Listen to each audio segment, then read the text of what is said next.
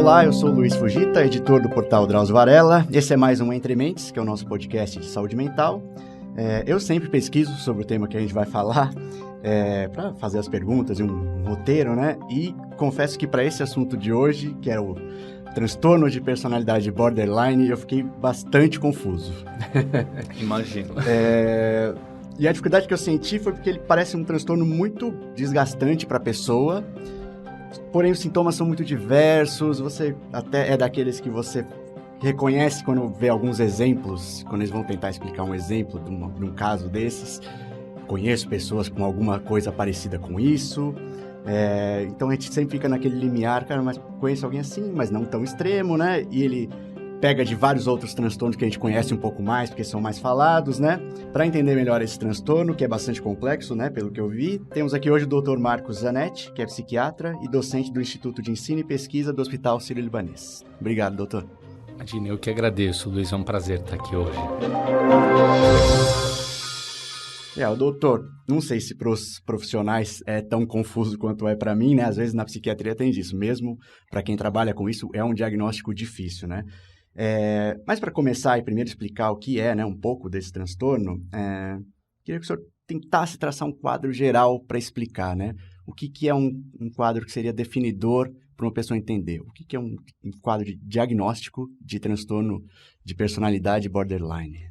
Luiz, é confuso sim, e é particularmente confuso mesmo para profissionais de saúde, médicos não especialistas na área, né? É um conceito difícil, complexo, e eu acho que ajuda a gente antes esclarecer o que é um transtorno de personalidade, porque a personalidade borderline talvez ela seja, vamos chamar assim, o arquétipo de um transtorno de personalidade, mas ela não é o único. E eu acho que a maior dificuldade, antes da gente falar de listas, de sintomas, é entender o conceito, o que é um transtorno de personalidade.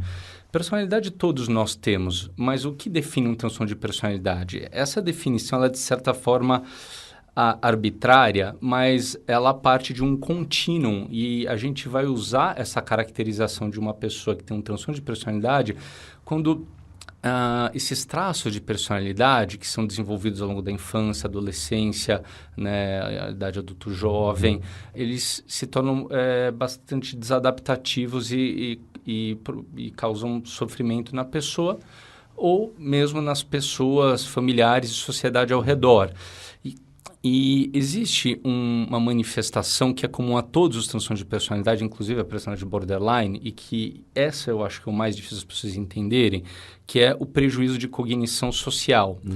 O que é cognição social? Cognição social é a nossa capacidade, é uma capacidade cognitiva complexa da gente intuir que o outro está sentindo e tem em mente. E essa é uma capacidade fundamental para a gente poder fornecer respostas sociais adaptativas. Então, quem não consegue intuir, enxergar sinais, né, emocionais nas outras pessoas, ela não consegue fornecer respostas sociais adaptativas. E se a gente for pegar o prejuízo na cognição social, como eu disse, é uma característica comum a todos os transtornos de personalidade que, pasmem, tem uma prevalência estimada de 6 a 10% na população em geral. E pessoas com essa condição, elas são bastante disfuncionais, mas porque o ser humano é um ser sociável e as interações sociais são fundamentais para várias áreas da vida do indivíduo, né? Para os relacionamentos próximos, relacionamentos familiares, relacionamentos sociais e profissionais. E esse intuir é uma percepção que envolve várias coisas, né? Eu posso, ao conversar com uma pessoa, ver manifestações físicas que eu, né, vejo como ela está. Expressão facial, gesticulação, olhar, né? E o que era chamado, na verdade se chama de inteligência emocional, ele está hoje incorporado na cognição social. A inteligência emocional, ela é um conceito psicológico um pouco mais antigo que diz respeito à capacidade de nós identificarmos as nossas próprias emoções, as emoções do outro e separar e conseguir discernir adequadamente nossas emoções do outro. Na verdade, a gente sabe hoje que a cognição social, a capacidade de cognição social e inteligência emocional, elas estão elas estão juntas, elas estão relacionadas ao mesmo sistema neurobiológico. Então, hoje... mas a cognição social também tem essa implicação. A pessoa que tem um prejuízo da cognição social, ela não consegue identificar, às vezes, adequadamente o próprio estado emocional. Isso é bastante difícil das pessoas imaginarem que pode acontecer e não muito intuitivo. É como se a pessoa... Você fala, não, mas a pessoa não consegue dizer se ela está triste ou alegre. Sim, ela consegue dizer o estado emocional pontual dela, mas ela não consegue, por exemplo, reconhecer se ela está num estado de irritabilidade persistente, num estado depressivo. E isso, na verdade, traz várias consequências para tratamentos médicos em geral. A gente sabe que pessoas, independente da questão do diagnóstico de um transtorno de personalidade, pessoas que têm um prejuízo de cognição social, elas são má aderentes a tratamentos de saúde, porque elas, às vezes, não reconhecem uma dificuldade, má aderentes a tratamentos psicológicos e psiquiátricos em geral. Sim, é isso que às vezes eu vejo quando vou pesquisar, não sei se esse é o termo, né? Mas eu vejo muito... Tem um livro que eu consulto bastante que ele traz alguns casos de vários transtornos, né? E ele me traz perguntas que podem ser interessantes. Eles falam muito, esse paciente tinha um bom insight. Essa palavra se usa como esse reconhecimento assim, da própria condição dele, é isso? Exato, né? O insight, que né, a palavra em português seria a crítica, a definição seria o juízo sobre a própria condição e a capacidade de cognição social, ela em parte tem um peso nisso, porque está relacionado à capacidade de automonitoramento do próprio comportamento e das próprias emoções. Entendi. A pessoa que tem um prejuízo de cognição social, como ela não... enxerga, digamos, adequadamente o outro, não intui adequadamente nem o mundo emocional, nem o que o outro... A gente não está falando aqui de ler a mente, mas a gente consegue intuir né, sinais de reprovação ou concordância né, numa conversa a dois. Né? E como a pessoa ela não consegue fazer isso de forma adequada, ela acaba fazendo o que a gente chama generalizando o próprio mundo intrapsíquico. Então, pessoas com transtorno de personalidade, elas acreditam que o mundo funcione como elas pensam e elas acabam projetando os próprios anseios, expectativas, ideais no outro, o que nem sempre corresponde à realidade. Isso vai gerar muita frustração, o que a gente chama idealização e desvaloração, né? E que isso é muito acentuado em quem tem personalidade borderline, porque a personalidade borderline tem essa característica do prejuízo de cognição social, como todos os outros transtornos de personalidade, mas junto a isso, ela tem a característica central, é um prejuízo um distúrbio da própria identidade, onde a pessoa tem um senso de inferioridade muito grande e que vai levar, consequentemente, a uma rejeição interpessoal, um sentimento de rejeição interpessoal aumentado com fantasia de abandono, uma grande carência. E, além desse distúrbio de identidade, também uma grande instabilidade afetiva. Então, são pessoas que têm uma dificuldade de enxergar, de formar uma representação adequada do outro e do mundo, tem uma fantasia, um senso de abandono e de rejeição muito, muito pervasivos, e principalmente nos relacionamentos com as outras pessoas, e tem uma tendência à instabilidade afetiva e à impulsividade. Então, frente a frustrações que são frequentes, que imagina que a pessoa, então, ela não consegue formar uma representação adequada no mundo mental do outro e vai estar o tempo inteiro idealizando o outro. Então, por exemplo, numa paixão, num relacionamento a dois, né, ela vai idealizar as intenções do outro de uma forma que não é exatamente realista, que corresponde à realidade. Então, isso vai ser frustrado. Não é algo que foi tirado da relação que ela realmente tem com aquela pessoa. Ela criou alguns elementos. Exato. Agora, eu te pergunto, quantos amigos você tem que não ouvem isso, né? Poxa, eu não consigo me achar nos relacionamentos. E né, a gente sempre vê, às vezes, as pessoas muito envolvidas e, às vezes, os amigos de fora falando, não, mas a pessoa está com uma expectativa totalmente real, relacionamento. Então, isso é um exemplo de como isso se manifesta na vida cotidiana. É claro que isso pode acontecer com maior e menor intensidade, mas na personalidade borderline é muito intenso e no momento da frustração, a pessoa primeiro tende a reagir de forma muito impulsiva com o outro e consigo mesmo. E aí entra uma outra manifestação frequente da personalidade borderline, que são os comportamentos autodestrutivos, né, que podem ser tão concretos como né, automutilação, cortes autoinfligidos, a pessoa se arranhar, a pessoa que a gente chama skin picking, que é ficar se cutucando, beliscando, até uma até uma autodestrutividade, digamos, mais complexa e abstrata, no sentido de fazer escolhas potencialmente destrutivas. Então, escolhas profissionais, escolhas nos relacionamentos. Investimentos, umas coisas assim? Investimentos. Um outro exemplo também nos relacionamentos, né? E a gente vê isso muito com amigos, às vezes, né? Então, pessoa com personalidade borderline, todos nós, né, estamos cercados de pessoas e aquilo, a pessoa, tem duas pessoas que estão interessadas por ela, uma claramente os amigos, as famílias falam, essa pessoa não é um bom caminho, é uma pessoa também instável, uma pessoa destrutiva, não gosta da pessoa, mas a pessoa às vezes se apaixona justamente por essa pessoa que todo mundo ao redor reconhece como sendo uma escolha potencialmente deletéria. Sim. E o porquê disso, né? Aí entra várias teorias psicológicas, mas o fato é que como a pessoa tem um sentimento grande de inferioridade, ela vai tender a fazer escolhas que façam sentido nesse contexto de que, enfim, ela é uma pessoa que nunca vai dar conta, que nunca vai poder, sabe, se desenvolver de forma plena. Daí a importância desse distúrbio de identidade, porque esse sentimento muito grande de inferioridade e incapacidade acaba permeando todas as escolhas e comportamento da pessoa. Sim. E, doutor, uma coisa que tem a ver com o nome do transtorno, né? Por que ele seria, em português, né? Apesar de chamarem mais de borderline, o que seria esse limítrofe, né? Que tem no nome, que seria transtorno de personalidade limítrofe. Por que tem?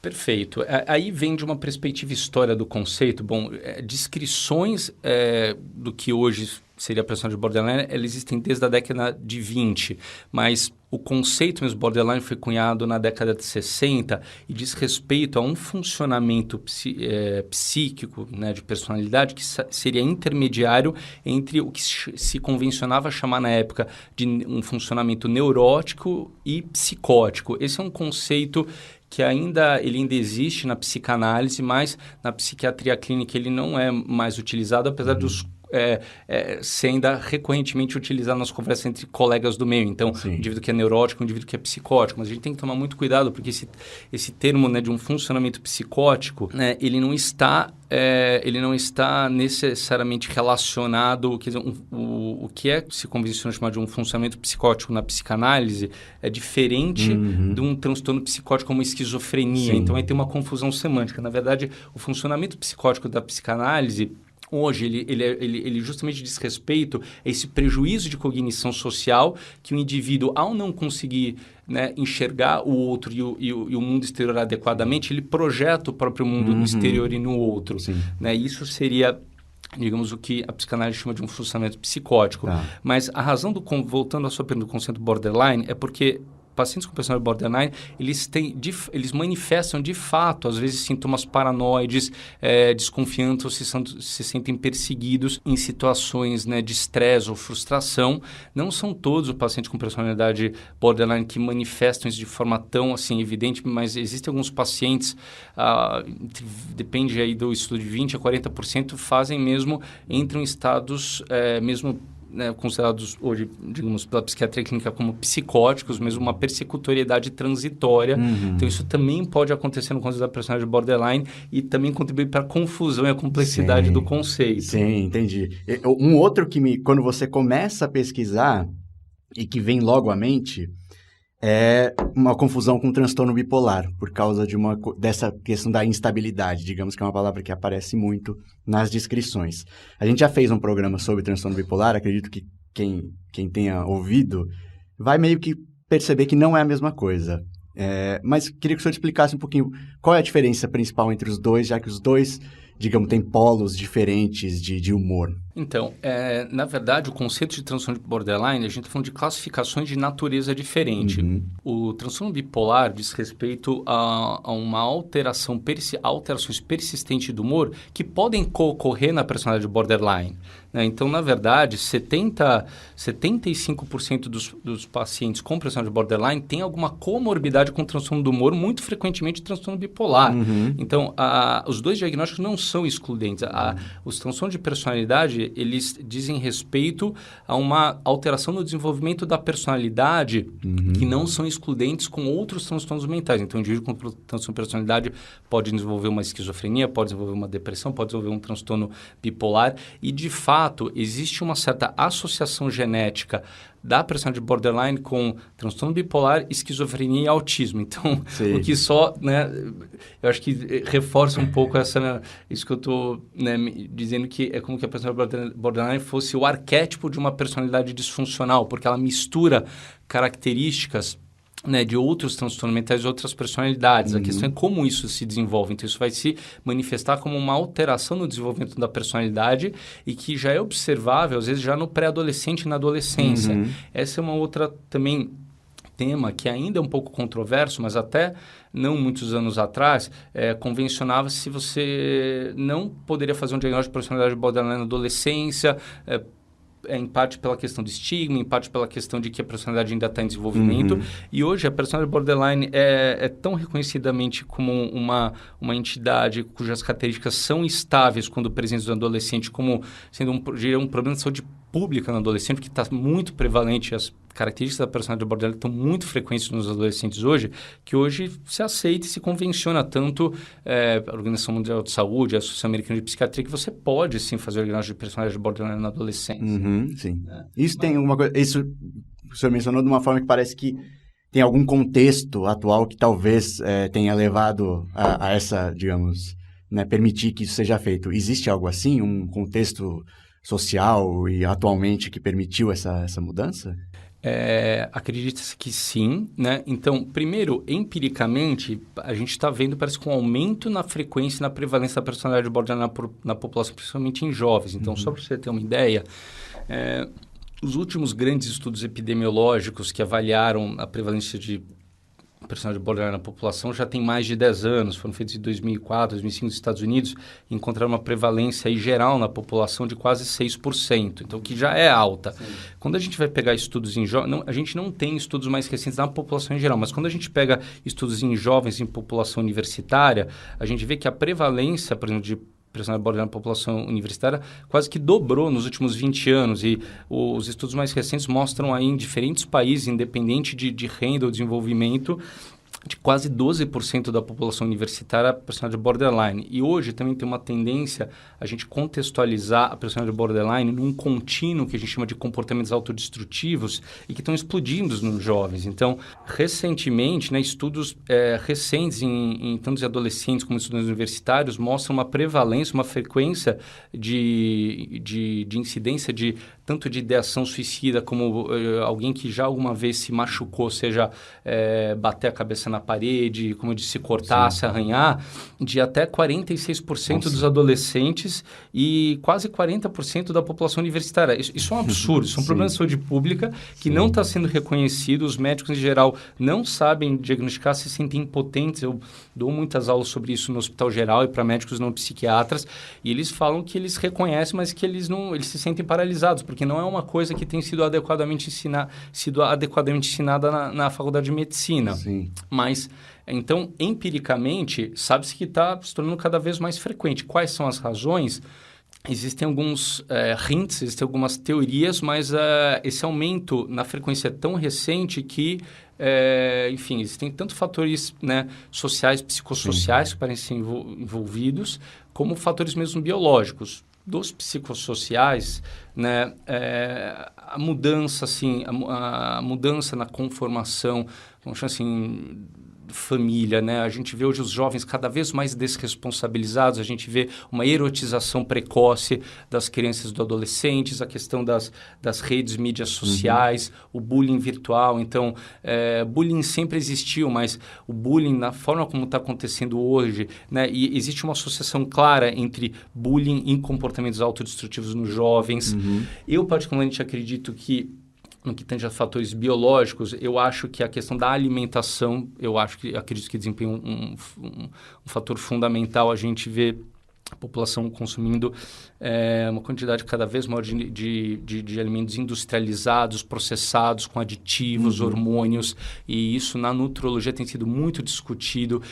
Eu vejo muitos os pré-adolescentes com depressão, personalidade borderline, todos com distúrbios metabólicos, né? Então, e todos com uma alimentação muito ruim, assim, uma dieta hiperproteica, com excesso de proteína animal, excesso de leite, excesso de alimentos industrializados. Hoje mesmo de manhã, antes de vir para cá, eu li uma reportagem no The Guardian sobre justamente essa questão dos alimentos industrializados e o impacto na saúde. E nutricionistas falando de que como os aditivos eles estão tornando, né, os alimentos mais hiperestimulantes da gustação, e como os jovens eles estão sendo acostumados a um tipo de estimulação gustativa que o alimento real não tem. Sim. Então a gente está vendo os jovens hoje, né, esvaziados de propósito, viciados em jogos online, viciados às vezes em substâncias, drogas, principalmente maconha, e em alimentos industrializados. Sim. E eu acho que tudo isso é uma bomba, né, para o desenvolvimento da saúde mental desses jovens. Não tem só um impacto fisiológico, digamos, né? Uma coisa gástrica, alguma coisa assim por alimentar. Isso também pode ter um impacto psiquiátrico. Com certeza. Até porque o cérebro está ligado no corpo, né? Sim.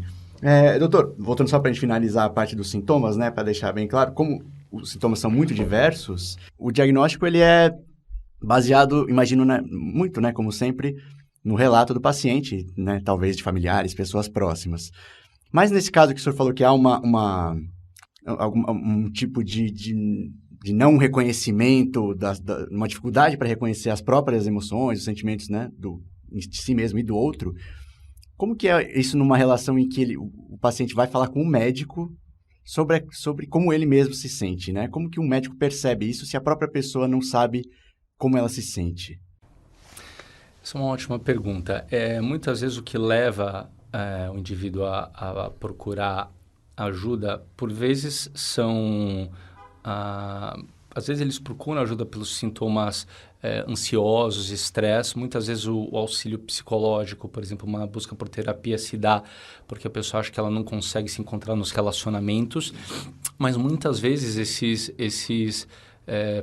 as pessoas com personalidade de borderline, principalmente jovens, são trazidos pela família. Não porque elas reconheçam que precisam de ajuda. Sim. O que também gera todo um viés na relação terapêutica no início. E é claro que vai do preparo e da habilidade do profissional de saúde mental também conscientizar e terapeuticamente mostrar para essa pessoa que muitas vezes o que está tornando ela insatisfeita com a própria vida está relacionado ao próprio funcionamento e a forma de ela administrar, né, as demandas e o mundo ao redor. Sim. E, doutor, a gente falou um pouco, né, sobre grupos mais vulneráveis, né, mencionando bastante os jovens.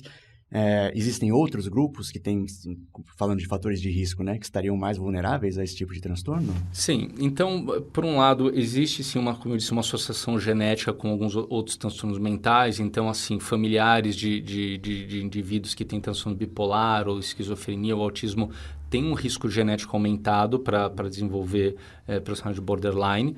Mas existem alguns fatores ambientais que são claramente... consistentemente associados a um maior risco. Então, principalmente indivíduos que passaram por traumas, vivenciaram traumas ou adversidades precoces, principalmente abuso físico e sexual, perda precoce dos pais. Também esses são, digamos, os fatores ambientais mais classicamente associados, né? Mesmo, digamos, pré-anos 2000, assim, isso já sempre foi associado. Agora, né, nos anos mais recentes, essa superestimulação, esse bullying virtual, isso tudo tem sido cada vez mais consistentemente associado também com comportamentos autodestrutivos e traços de personalidade borderline nos jovens. Quanto a essa parte de traumas, né, que seriam traumas precoces, eu vi algumas menções, assim, ambiente familiar com muitos conflitos, né?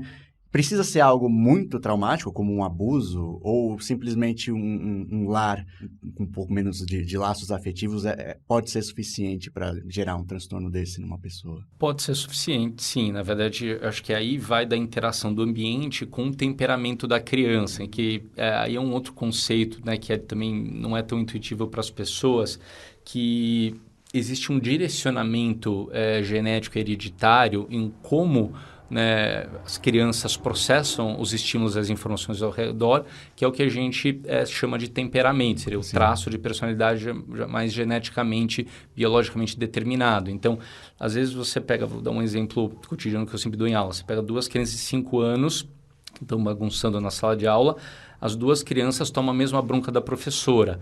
Uma nem vai registrar aquilo na memória, a outra aquele episódio vai ficar, né, marcado Vai na memória remoendo. dela, vai ficar remoendo até a idade adulta. E o que determina, né, esse peso que as coisas têm? É o temperamento. Então, Sim.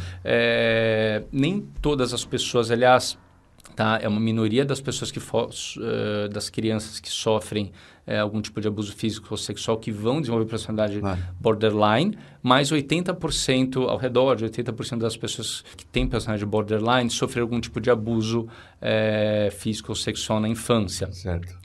Para ser bem sincero, esse dado, eu diria que ele ainda é desses estudos epidemiológicos. Hoje, talvez, se a gente fosse pegar, né, talvez outros fatores, aí, o bullying, a ausência, né, dos pais, quer dizer, essa mudança cultural que está havendo muito rápida e grande nas famílias, né, cada vez mais, né, as famílias os pais, né, casam, separam com uma velocidade, né, muito grande, existe uma ausência muitas vezes de uma referência estável para a criança, e isso, independente de qualquer abuso físico ou sexual perpetrado, é também um fator que, né, os especialistas discutem como muito importante para o desenvolvimento da personalidade. Então, a ausência disso de um modelo, né, de materno, paterno estável para a criança, né, para que ela possa, digamos, guiar, né, e promover uma segurança, isso também, a ausência desse modelo, independente de uma perda, assim, de uma morte real,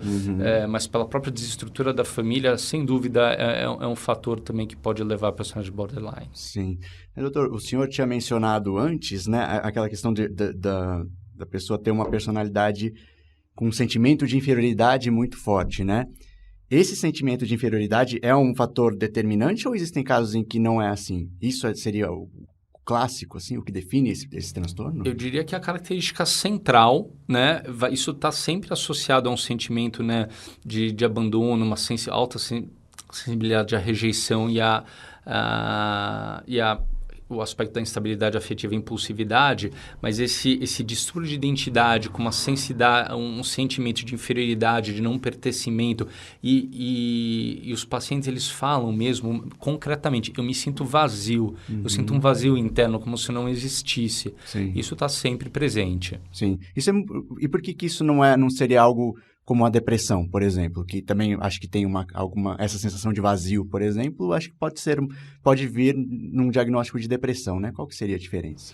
É verdade, mas o estado de depressão, ele é transitório e a pessoa, ela está deprimida, ela não é deprimida, né? No caso da depressão de borderline, novamente, a gente está falando de um diagnóstico de natureza diferente, uma constituição de personalidade, então ela sente isso como algo que é ela, é parte dela e é persistente, né? Ela sempre se sentiu assim. Sim, sim.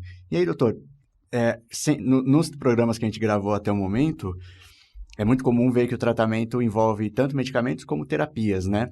Nesse caso, como é um transtorno de personalidade, eu imaginei que seja muito difícil. Que classes de medicamentos que poderiam ser usadas se é uma coisa que é da personalidade da pessoa, né? Existe alguma parte do tratamento que é com medicamentos? Existe sim, apesar de que eu acho que é importante frisar que o cerne do tratamento é com abordagem terapêutica, né?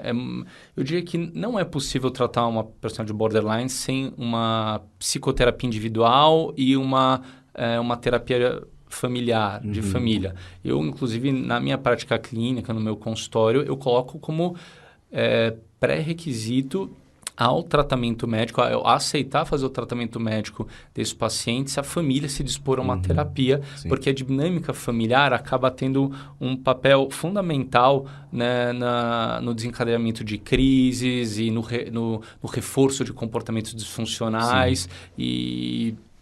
Mas isso posto, né, onde entra o tratamento farmacológico? Né? Entra, né, no controle de impulsividade e tratamento de comorbidades. Como eu disse, 75% das pessoas com transtorno de borderline têm algum transtorno de humor, muitos têm transtorno de déficit de atenção, 40% quase têm transtorno de estresse pós-traumático, outros transtornos de ansiedade, a comorbidade também com transtornos de uso de substâncias, abuso e dependência de substâncias é muito frequente. Então, o tratamento farmacológico ele vai entrar aí. tanto, né, no auxílio no controle de impulsividade, como no tratamento dos outros transtornos que ocorrem junto com a personalidade borderline e que aí varia muito de paciente para paciente. Então, assim, não tem um único medicamento. Muitas vezes a gente usa antidepressivos, mas também muitas vezes a gente usa estabilizadores do humor. Em algumas situações, se a pessoa tem uma comorbidade, como por exemplo, com transtorno de déficit de atenção e hiperatividade, a gente vai, inclusive, poder usar um remédio para esse fim. Né? Mas o cerne é o tratamento psicoterapêutico. Sim. E aí, doutor, como o senhor mencionou, né, o senhor mesmo exige que haja um envolvimento da família na parte da psicoterapia, né? E como que é nesse caso? É uma terapia que se faz com cada membro daquela família ou todo mundo está junto e é uma sessão de terapia com todo mundo ali? A terapia familiar é uma terapia que vai, por mexer na dinâmica familiar, ela vai envolver a família, então ela vai se fazer presente com os outros membros da família também. O terapeuta de família, ele pode, tanto por numa fase de mapeamento da dinâmica familiar, ou por entender que ela precisa recomendar algum tratamento a algum dos membros da família, solicitar, às vezes, uma sessão em separado. Mas a terapia de família em si, como um todo, ela é feita com todos os membros mais próximos do paciente. E aí é um tipo de conduta que um dia se tem alta ou se vai se espaçando as terapias e tem um controle? Como funciona? Sim, é um tratamento de longo prazo, tá? O tratamento da personalidade borderline, ele é um tratamento de anos, né? E existem centros de referência, centros especializados em outros países, principalmente nos Estados Unidos, para isso. E o que esses centros mostram é que, por um lado, é sim possível obter uma melhora, tá? Mas essa melhora, ela vem, né, a um custo bastante alto de muitas intervenções, então tratamento psiquiátrico, psicoterapia individual, terapia de família. E o que se consegue, principalmente, é uma redução muito grande, né, dos comportamentos impulsivos, seja a raiva, os acessos de raiva, a automutilação, uma melhora da sociabilidade da pessoa, melhora das relações sociais, mas isso normalmente após anos de tratamento. Né? E é possível algum dia parar o tratamento? Sim, é possível. Tem pacientes que param, mas isso, né, quando o tratamento é adequadamente feito e é adequadamente seguido também. E, por exemplo, no nosso meio no Brasil, existem pouquíssimos centros especializados, os recursos para tratamento dessa condição são muito escassos e como você pode imaginar, então assim, quando eu digo recurso, eu estou falando tanto aqui na rede pública como na saúde suplementar nos convênios. Na verdade, eu acho que vocês viram pelos dados que eu apresentei, isso é um problema na saúde pública, existe uma epidemia de traços, né, autodestrutivos e borderline nos jovens e que, ao meu ver, tanto o poder público como a saúde suplementar estão ignorando, estão fingindo que não é com eles. Mas a bomba estoura para eles, porque a gente sabe que essas pessoas elas usam mais o serviço de saúde. Quando você pega, por exemplo, estudos em atenção primária, unidade básica de saúde, você vê que 40%, 50% dos atendimentos na unidade básica de saúde acabam sendo feitos para pacientes com transtorno de personalidade que acabam tendo um maior nível de somatização, de busca por auxílio médico. Então, isso tem um ônus muito grande para a sociedade e a gente tem pouquíssimos recursos para tratar. Então, se a saúde pública, né, se o setor público e a saúde suplementar não oferecem tratamento, onde que essas pessoas, que recurso elas têm? A saúde privada é caríssimo. Imagina um tratamento que demanda psicoterapia individual toda semana, psicoterapia de família, que seja 2 vezes por mês, mais atendimento psiquiátrico, pouquíssimas pessoas conseguem realmente arcar com esse tratamento. Claro. E são pacientes que eles frequentam muito os serviços de saúde, mas não para resolver esse transtorno. Para realmente identificar esse transtorno, demora. Enquanto isso, elas vão fazendo parte do sistema para essas outras comorbidades. Exatamente, porque a personalidade borderline, por exemplo, está associada a um maior risco de dor crônica. 10% dos pacientes com personalidade borderline acabam efetivando suicídio, mas uma proporção muito maior disso tem comportamentos autodestrutivos recorrentes que vão demandar assistência médica.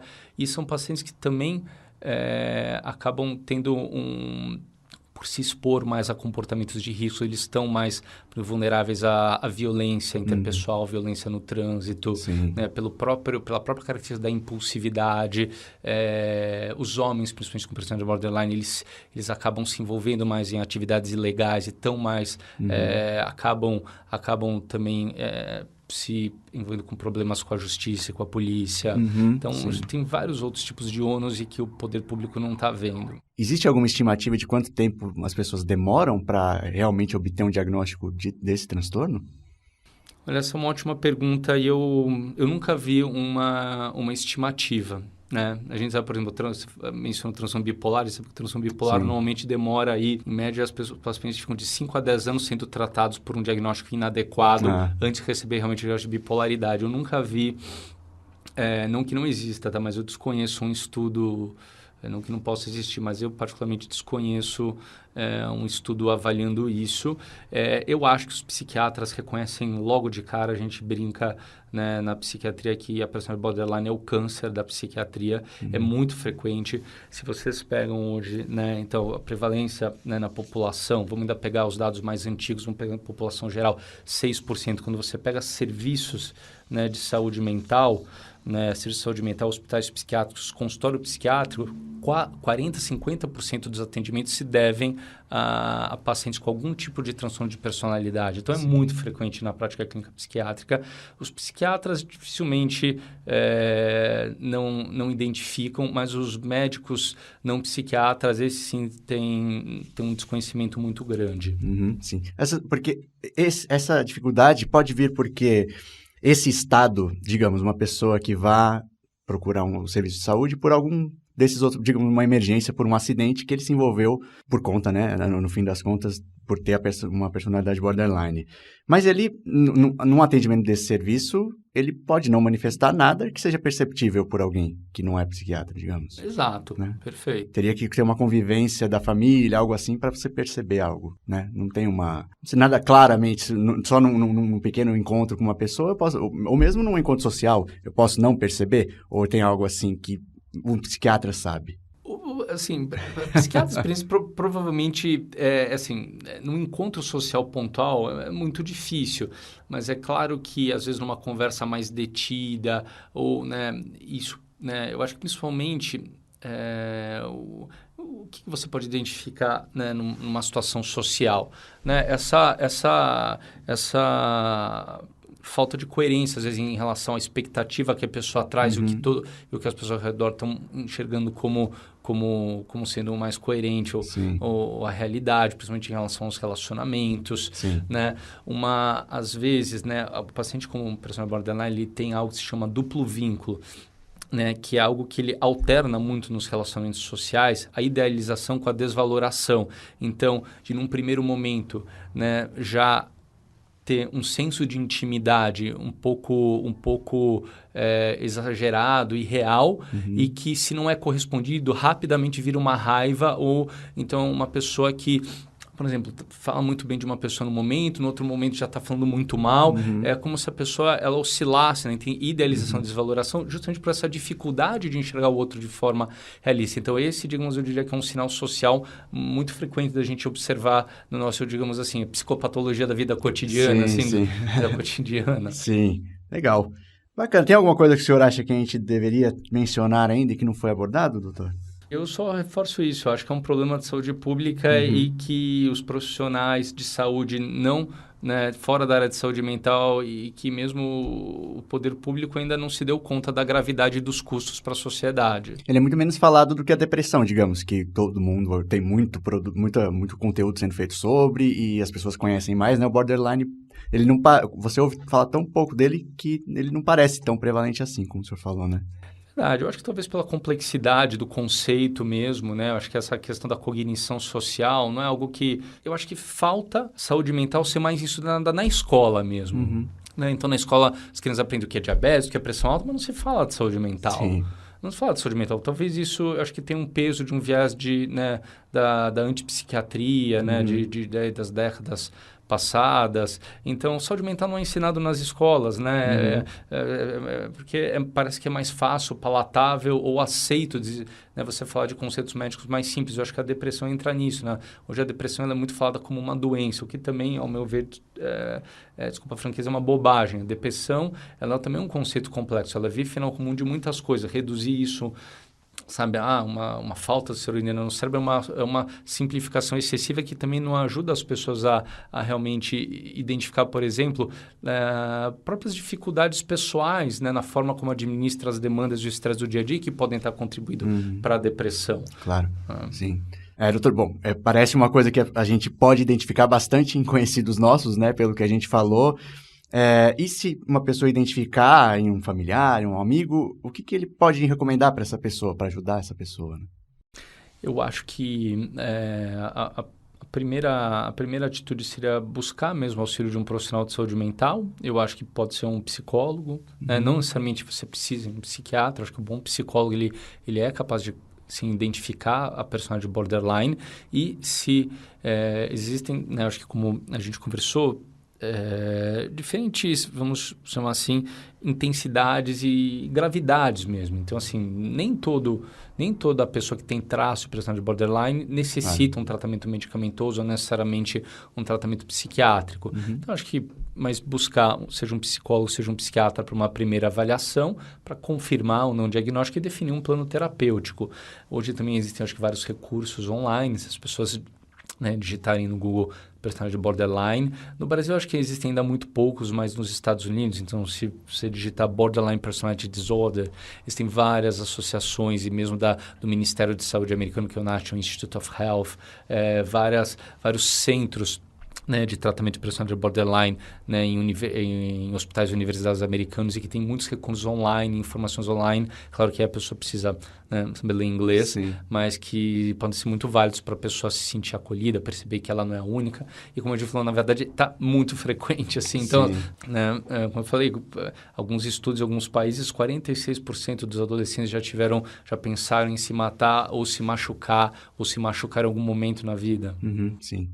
Legal, doutor. Muito obrigado por ter aceitado o convite, por todos esses esclarecimentos. Muito obrigado. Foi um prazer. Lembrando que você pode ouvir esse podcast nos agregadores de podcast, no iTunes ou no portal Drauzio Varela. Se você quiser mandar comentários ou sugestões de pauta, pode mandar no meu Twitter, que é o LuizFugitaJR, ou nas redes sociais Drauzio Varela. É só lembrar de colocar a hashtag Entrementes para a gente conseguir encontrar mais fácil no meio dos vários comentários que a gente recebe. Mas a gente vai tentando ver os temas que as pessoas querem ouvir para chamar entrevistados e gravar um programa. Até o próximo mês.